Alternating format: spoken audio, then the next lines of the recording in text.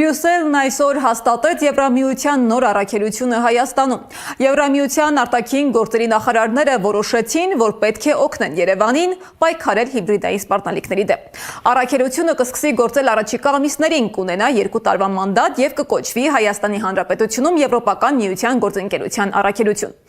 Բայց իրական քաղաքականության մեջ նման առաքելություններ չեն լինում պարզապես օգնելու համար։ Դրանք լինում են այն ժամանակ, երբ որևէ երկիր դառնում է ազդեցության գոտի։ Իսկ առաջիկա ընտրությունն այդ ազդեցությունը պահպանելու կամ ամրապնդելու գործիք։ Հայաստանում այս գործընթացը արդեն սկսվել է եւ հարցը այսօր ոչ թե այն է, թե ինչ է անելու Եվրամիությունը Հայաստանում, այլ ինչու է դա անում հենց հիմա եւ ինչ դեր ունի այս ամենում գործող իշխանությունը։ Ում համար եւ հանուն ինչի է Եվրամիությունը աշխատում Հայաստանում, Սեդա Կյուրեղյանն է պատմում։ Եվրոպայի ակտիվությունը Հայաստանում ընտրական շրջանի նախաշեմին աստիճանաբար ավելի նկատելի է դառնում։ Եվրոպական քաղաքական համայնքի գագաթնաժողով, Եվրամիության արագ արձագանքման խմբի տեղակայում ֆինանսական աջակցություններ դիմակայելու ընտրությունից առաջ հիբրիդային սպառնալիքներին։ Քաղաքագետները սրանք չեն համարում հերթական քաղաքական իրադարձություն։ Եվրամիության համար խաղադրույքը չափազանց մեծ է։